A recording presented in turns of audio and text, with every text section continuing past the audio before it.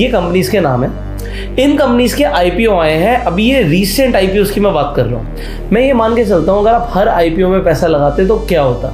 चलिए, अगर आपने इन सारे आईपीओ में पैसा लगाया होता, पॉइंट नंबर 2, आपको अलॉटमेंट मिली होती।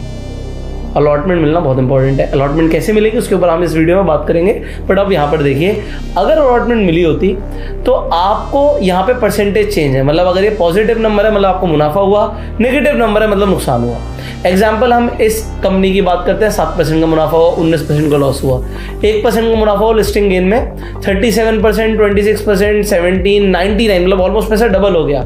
यहाँ पर 1%, 117%, 29, 60, 31, यहाँ पे 39, 26, -23, 14, -5। तो आप देखोगे जनरली तो यार आईपीओस पैसा दे रहे हैं 135% तक। जैसे बजाज हाउसिंग फाइनेंस के आईपीओ में 135% का लिस्टिंग गेन आया।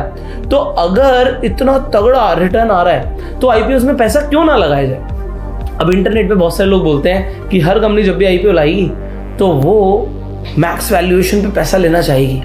तो जब मैक्स वैल्यूएशन पे पैसा लेना चाहेगी तो अगर आप भी अपनी कोई प्रॉपर्टी बेचोगे तो उसे सस्ता बेचोगे महंगा, तो आप कहोगे महंगा बेचेंगे।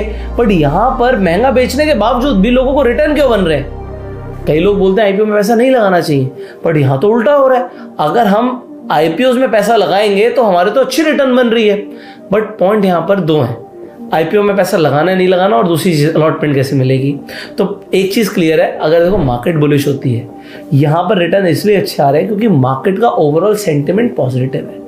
अगर मार्केट का सेंटिमेंट नेगेटिव हो जाएगा, मार्केट बेरिश हो जाएगी और उस टाइम पे आईपीओ आएंगे तो हो सकता है इतने अच्छे लिस्टिंग गेन्स ना मिले।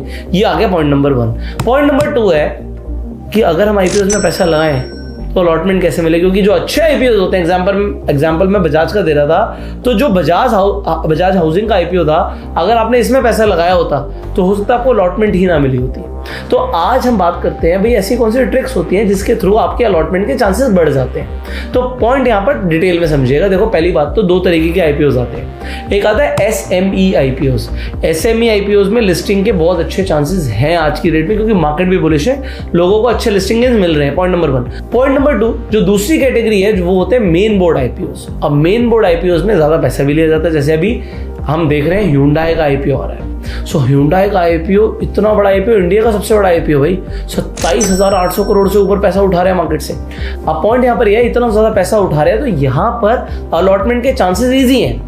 बट अब ऐसी कौन सी सीक्रेट्स हैं जिसके थ्रू आपके अलॉटमेंट के चांसेस बढ़ जाएंगे। अगर हम ये समझ लें कि ऐसे कौन से रीजंस हैं जिसके थ्रू हमारे एप्लीकेशन रिजेक्ट हो जाते हैं तो हमारे चांसेस अपने आप बढ़ जाएंगे, और फिर मैं आपको कुछ ट्रिक्स बताऊंगा जिसके थ्रू चांसेस बढ़ जाएंगे। अब अगर आप ये समझ रहे हैं कि आपके पास मल्टीपल डीमेट अकाउंट है, मान लेते हैं आपके पास एंजल वन में अकाउंट है, आपके पास अपस्टॉक्स पे अकाउंट है, आपके पास फायर्स पे अकाउंट है। अब आपने कहा कि भाई मैं तीनों से एक लॉट अप्लाई कर देता हूं, तो आपको 100% अलॉटमेंट नहीं मिलेगा। आपने क्या किया, देखो इन तीनों डीमेट अकाउंट में पैन नंबर 1 था, तो ये हो जाती है मल्टीपल एप्लीकेशन की रिक्वेस्ट, और मल्टीपल एप्लीकेशन 100% रिजेक्ट होगी, एक भी लॉट नहीं मिलेगा। तो कोई भी अच्छा आईपीओ अगर आएगा तो आपको अलॉटमेंट नहीं मिलेगी। पॉइंट नंबर 1, आपको मल्टीपल डीमेट अकाउंट से अप्लाई नहीं करना। इसके अलावा आप क्या कर सकते हो, आ जाता है पॉइंट नंबर 2, आप मल्टीपल डीमेट अकाउंट से अप्लाई कर सकते हो जिसमें अलग अलग पैन नंबर हो।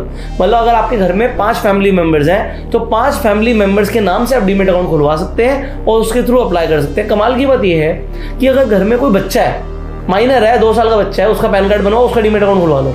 इनफैक्ट अगर आपके पास कोई HUF है तो आप HUF के नाम पर भी अप्लाई कर सकते हो और आपको वहां पर अलॉटमेंट मिल सकता है, क्योंकि HUF का पैन नंबर अलग होता है। अब अगर आपके पास अभी तक डीमेट अकाउंट नहीं है तो आप फ्री में जाकर डीमेट अकाउंट खुलवा सकते हो। अपना और अपने फैमिली मेंबर्स का लिंक आपको डिस्क्रिप्शन और पिन कमेंट में मिल जाएगा। इनफैक्ट आप रेफर एंड अर्न करके भी पैसे कमा सकते हो। सो आप चेकआउट कीजिएगा, लिंक डिस्क्रिप्शन और पिन कमेंट में। आगे बढ़ते हैं। अब डीमेट अकाउंट अगर आपके पास होगा तो आपका शेयर मार्केट में इन्वेस्टमेंट हो सकता है, आप ट्रेड कर सकते हो, आईपीओ में पैसा लगा सकते हो, आप अपनी SIP कर सकते हो। तो लॉन्ग टर्म इन्वेस्टमेंट करना हो या ट्रेड करना हो उसके लिए आपको डीमेट अकाउंट चाहिए। सो डीमेट अकाउंट आपने खुलवा लिया, मल्टीपल डीमेट अकाउंट से अप्लाई कर दिया, चांसेस बढ़ा लिया आपने।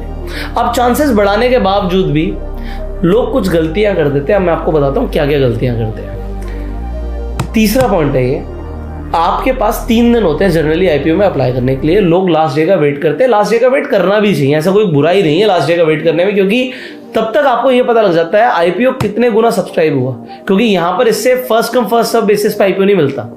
आप पहले दिन लगाओगे तभी आपको आईपीओ मिलेगा, ऐसा बिल्कुल नहीं है। आप आखिरी दिन तसल्ली से चेक कर लो कितने गुने का सब्सक्रिप्शन आया। अब अगर पहले से सब्सक्रिप्शन अच्छा आ रहा है तो आप दूसरे दिन भी अप्लाई कर सकते हो। बट अगर आपको थर्ड डे तक आपको दिखता है QIB कोटे में, HNI कोटे में, रिटेल कोटे में, सब में दबा के सब्सक्रिप्शन आ रहा है, तो यहाँ पर चांसेस है कि आपको लिस्टिंग गेन अच्छे मिले। और तब तक आप ग्रे मार्केट प्रीमियम भी देख सकते हो। अब ग्रे मार्केट प्रीमियम की ट्रेजेक्टरी देखनी भी जरूरी है। एग्जाम्पल, अभी Hyundai का जो IPO आया उसमें ग्रे मार्केट प्रीमियम 1000 तक था और 1000 से वो गिरता गिरता 100 रुपए तक आ गया भैया, 100 रुपया।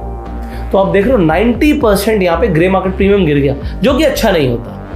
अगर ये उल्टा होता कि 100 से ग्रे मार्केट प्रीमियम बढ़ता बढ़ता 1000 जा रहा है तो डिमांड बहुत है, यहां पर आपको अप्लाई जरूर करना चाहिए ऐसे आईपीओज में जहां पर ग्रे मार्केट में डिमांड बढ़ती जा रही है। प्लस आप देख रहे हो कि भाई फाइनेंशियल्स अच्छे हैं, प्लस आप देख रहे हो कि भाई लास्ट डे तक सब्सक्रिप्शन बहुत अच्छा आ रहा है। तो आप यहां पर क्या करोगे, लास्ट डे आपका जो टाइमिंग होता है वो होता है 5 बजे तक का। आपको 5 बजे अप्लाई नहीं करना भाई, 5 बजे के बाद अप्लाई किया तो पक्का एप्लीकेशन रिजेक्ट हो जाएगी।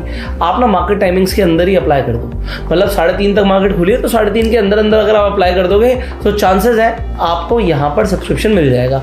चौथी मिस्टेक, जब आप UPI मैंडेट के थ्रू आप पेमेंट करते हो तो पेमेंट आपके अकाउंट से कटती नहीं है, सिर्फ ब्लॉक होती है। अब ऐसा रेयरली होता है कि कोई आदमी कोई ट्रांजैक्शन करे और वो फंड वहां से यूज हो जाए। ऑल्दो ब्लॉक हो गया तो ट्रांजैक्शंस नहीं होंगी, बट अगर आपने वो फंड किसी भी तरीके से यूज कर लिया, आपने भैया एक IMPS भी किया, उसमें 5 रुपए भी कम हो गए, तो आपका होगा क्या, अगर आपका जो ब्लॉक्ड अमाउंट है उस पर कोई बात आई तो आपको IPO का बिल्कुल भी सब्सक्रिप्शन नहीं मिलेगा। ध्यान रखना है कि जो अमाउंट आपका फ्रीज हो गया है उसे आप यूज ना करें किसी भी तरीके से। अब यहाँ पर 5th पॉइंट क्या आता है, जब आप UPI के थ्रू पेमेंट करेंगे, आप ब्लॉक कराएंगे फंड, एक चीज ध्यान रखिएगा, जो आपके डीमेट अकाउंट में जो नेम है वो पैन कार्ड से मैच होता है, आपका बैंक अकाउंट में भी सेम नेम होना चाहिए। अब एग्जांपल है, मान लीजिए मेरा नाम है पुष्कर राज ठाकुर। अब मेरे अगर डीमेट अकाउंट में नाम है पुष्कर राज ठाकुर और बाई चांस मेरे अकाउंट में बहुत पहले का खुला हुआ है, मान लेते हैं उसमें नाम है पुष्कर ठाकुर, तो यहां पर रिजेक्शन के चांसेस बढ़ जाएंगे। क्यों बढ़ जाएंगे रिजेक्शन के चांसेस? और हो सकता है रिजेक्ट हो भी जाए, क्योंकि नाम डिफर कर गया, यहाँ पे नाम अलग अलग हो गया। अब नाम अगर अलग है, एग्जाम्पल किसी का नाम है अजय कुमार ठाकुर, तो बैंक अकाउंट में नाम है अजय कुमार और डीमेट अकाउंट में नाम है अजय कुमार ठाकुर, तो प्रॉब्लम क्या होगी? प्रॉब्लम बिल्कुल वही होगी कि ये नाम डिफर कर जाएगा और एप्लीकेशन रिजेक्ट हो जाएगी। तो इस चीज का ध्यान रखना है कि बैंक अकाउंट में जो नाम है वो डीमेट अकाउंट से मैच करे। फाइनली यहाँ पर लास्ट पॉइंट की हम बात कर लेते हैं कि जब भी IPO आता है, कोई अच्छा IPO आता है, तो उसमें 2 बैंड होते हैं, लोअर बैंड, हायर बैंड। आप अगर लोअर बैंड चूज करेंगे, ये सोचते हो कि मेरे पैसे कम लगेंगे और वो अच्छा IPO और उसमें सब्सक्रिप्शन ज्यादा आ रहा है, तो आपको पक्का नहीं मिलेगा।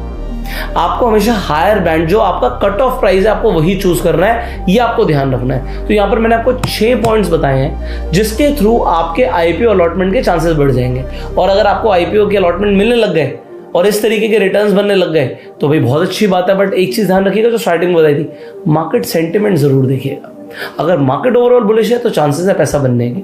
और फिर कंपनी देखना, कंपनी के फाइनेंशियल देखना, ये तो हम हमेशा बात करते हैं, वो सब आप जरूर देखेंगे और सोच समझ के पैसा लगाएंगे, ऐसा मैं मान के चल रहा हूँ। बाकी आप अपने रिसर्च एडवाइजर से सलाह लेकर ही इन्वेस्ट कीजिएगा, अपना दिमाग लगा के इन्वेस्ट कीजिएगा। बड़ा हार्ड एंड मनी है, सोच समझ के पैसा लगाइए। ऑल्दो इन्वेस्ट करने के लिए आपको डीमेट अकाउंट चाहिए तो लिंक्स आपको डिस्क्रिप्शन और पिन कमेंट में मिल जाएंगे। इनफैक्ट अगर आपको एक एल्गो